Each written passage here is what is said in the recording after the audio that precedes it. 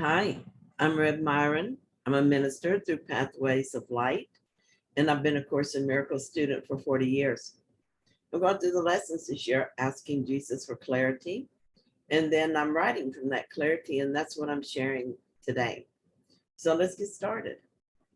We're looking at the last of the review lessons, and it's lesson 180.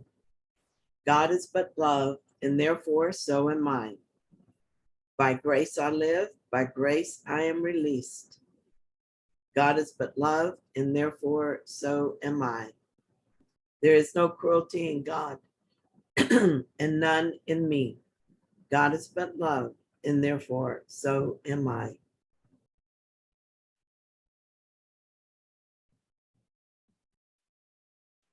And these lessons speak of the truth of what I am.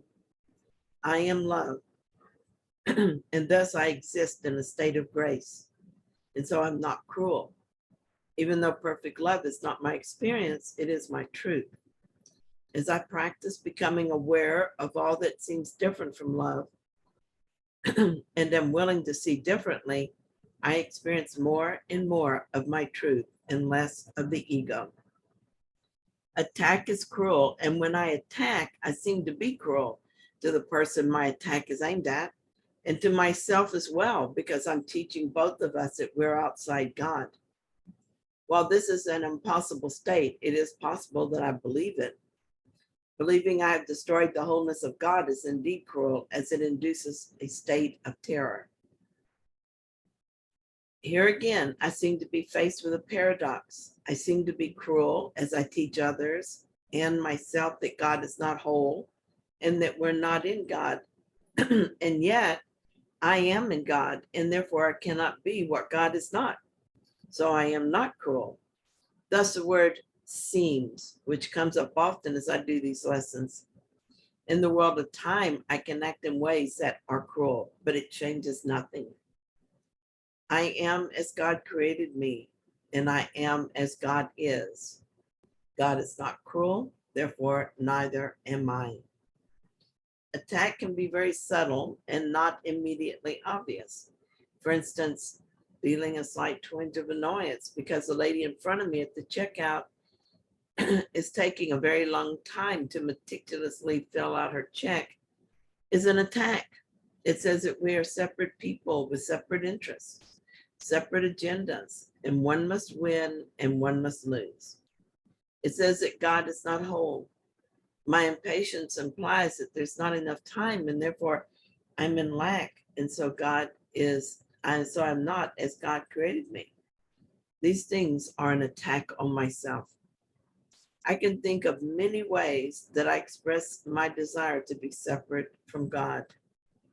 And I don't kid myself about this.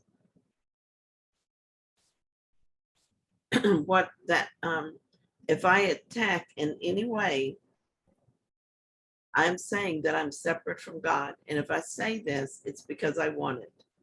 Certainly, it is not God's idea, so it must be mine. This is depressing and overwhelming until I remember that the only problem I have is that I think I am separate. It feels like an impossible number of problems to be corrected, but it's only the one problem expressed in many different ways. I don't have to undo every seeming error, but only use whichever of those expressions of separation seem to be in front of me at the moment as an opportunity to learn that there's only one problem, one solution. As for grace, I have never fully understood this concept. When I think of grace, I feel loved by God. I decided to look it up in the Wikipedia. They distinguish between the Christian definition, which is based on a gift not deserved, and the theological definition, which is, in theology, grace may be described as enabling power sufficient for progression. Grace divine is an indispensable gift from God for development, improvement, and character expansion. And without God's grace, there are certain limitations, weaknesses, flaws, impurities, and faults mankind cannot overcome. That definition is close enough for me. I cannot get rid of the ego through the efforts of the ego, so I need help. This help is the grace of God, which comes in the form of the Holy Spirit in my mind. The Holy Spirit is an indispensable gift from God for my spiritual development.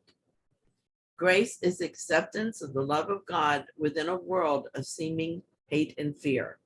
By grace alone, the hate and fear are gone, for grace presents a state so opposite to everything the world contains that those whose minds are lighted by the gift of grace cannot believe the world of fear is real.